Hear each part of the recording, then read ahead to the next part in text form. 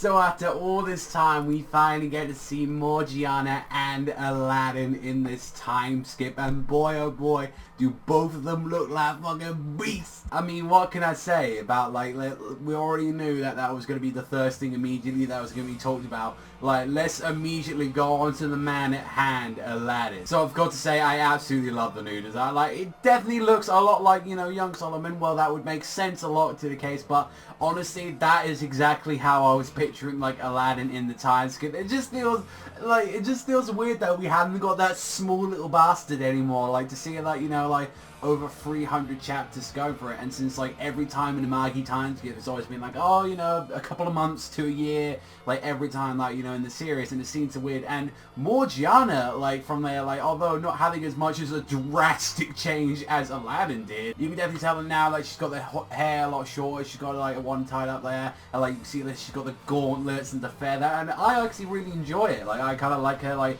design a lot. I don't know, like, what one I'd be a little bit more, whether or not I like a pre-time skip design or this one, because I think that they're both equally good. And Aladdin, I mean, just looking like his father, and he just looks absolutely like a beast. And the scary thing is that he tried to immediately get the contact immediately, like, with, like, Alibaba, but Abba caught on immediately, and it was like, no, I'm making sure, like, you know, that I can get a hold of you. And it's like, Abba's like, oh, I managed to find the location and cut the communication short. But even Abba was like, I can't even go there, because where have they been all along is that Aladdin and Morgiana have been on the Dark Continent itself. And people were wondering, like, well, how is Morgiana able to, like, you know, like, keep her normal form then if she's there with, like, the Thanalists? And it's like, oh, like, you know, we see, like, all the big Thanalists, like the baby ones and the adult ones are massive and terrifying.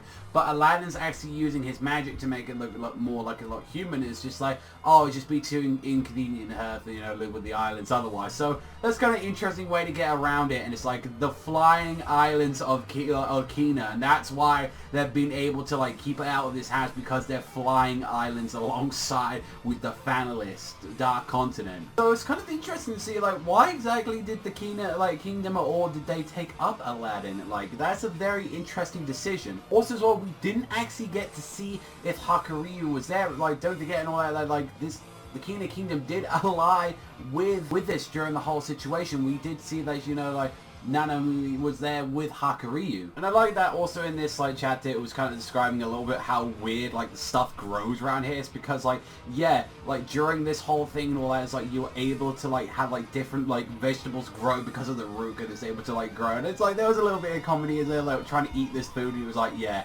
this shit tastes like ass and stuff, like, they're just doing from that. It's like, yeah. Although things has not been exactly easy for Morgiana and Aladdin, as we saw. As 2 years ago, you can see that they actually had a clash over the Sinbad Kingdom. Like, with this, like, we got to see, like, Aladdin, like, he did have this growth spurt, just even after all these years and all that. Like, he just had, like, I'm just kind of surprised, like, he just spurted just out of nowhere. And seeing that he had a clash with Abba, and he was just like, he got completely fucked up in this situation. It was like he was on a completely losing battle, and even with, like, his arms bleeding out, he was like, you know, this isn't Haikyu anymore, like, this is a woman like that. And seeing just the typical, like, Yokoin like that, Abba, like, with the eyes going black and all that, it's saying there was a time I truly wondered if Solomon was God and all that. It's just like, even Sinbad getting involved right now, coming out with folklore like that, and I was like, oh my god, we're having a fucking Aladdin and Abba versus, like, yo, this Sinbad, this is being, like, an amazing thing. And we can clearly see, like, he's, like, trying to act all good, which, you know, might have wanted to actually try to sort this a little bit out before the whole guard dog situation. He's like, please understand, lad, and, you know, she's not a part of our farm, and the bitch is trying to kill me. Oh, please become my Magi. No! No wonder Aladdin doesn't want to use you, because he's bleeding out and this bitch keeps trying to do this shit. And even he was saying, like, this has nothing to do with our farm in Sinbad. You know that full well. I don't agree with what you intend to do. And, like, people wondering, like, you know, why does, you know, like Aladdin keep rejecting Sinbad? It's like, oh, but he's a different person to, like, what David did. And I was like, nah, there's some shit. I'm pretty sure last time he used Solomon Wisdom, he knew that there was something up with him. He's like, we cannot trust this man at all. I feel like, you know, if this is the way it started, like, I feel like this is the way it should have started the time skip. Like, even if we want to see a little bit about Alibaba, it's like, let's see what the fucking Aladdin and Morgiana have been up to, and he was having a giant clash, and it's no wonder exactly that he's been staying up with the family, like, because they probably can't get up there, and also as well, they probably have no rights. And from what Sinbad was saying is that, like, his plans, he wouldn't even have to do this trading company, he wouldn't have to do any of this situation, he just needed, like, Aladdin's Solomon Wisdom, and he's like, yeah, even after everything and all that, it's like, we do need that, and it, like, even though, like, Alibaba is being a pain in the ass that he knows, it's like, we need this situation. See, like, after everyone said, oh, there's like an arc coming out after waiting an extra week, I was like, yes, this is what I wanted to fucking see. After all along, it's like, let me see Aladdin, let me see. I really do want to know how much he's grown though as a wizard though, since we haven't seen like what he can do so far. I mean, considering that he was going against Arba, and it seems like Arba like was actually handing his ass over, and we do know a little bit about his powers, as the fact that he's able to make long range like powers like calls like that to like Alibaba. So I think he just kind of wanted to reassure him, tell him his location, but then it got rigged and he was like, oh, I can't do it. But at least then with like what we know with Alibaba, at least he knows that he's actually safe, he's okay. And this is the thing, if like this ever comes out into the anime like format and all that, I wonder if they're actually going to change his voice actor or anything, because like the little girl, like the girl that like actually voices like Alibaba, I'll be like, you know what, you know, she's a great woman actress, and I'm like, okay, like that wouldn't actually kind of suit him now that like, you know, there's been many years after this, and like he's obviously grown up. So I'm kind of curious if they like if that's the case and all that. Obviously that situation will be addressed if there is another season of the anime that comes out to deal with this stuff. But I'm wondering, you know, are they like, is that going to be a thing? Like, actually, I'm kind of worried.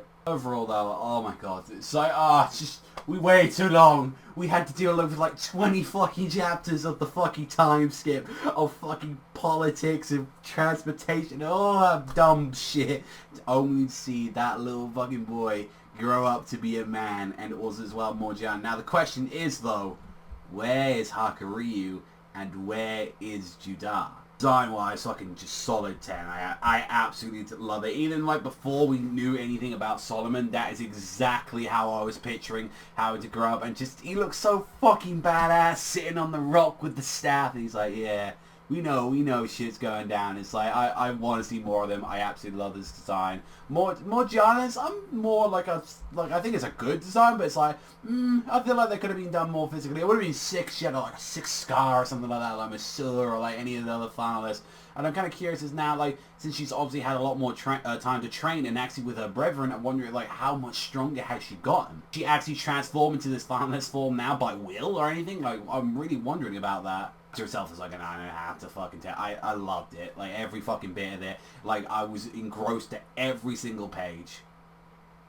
I cannot wait for chapter 305 to appear, but let me know what you think in the comment section down below. Are you excited that Magi is truly, I can say, truly back now, now that we got our main character returned to us? That's all from me. Thank you much for watching as always, and I'll catch you guys next time.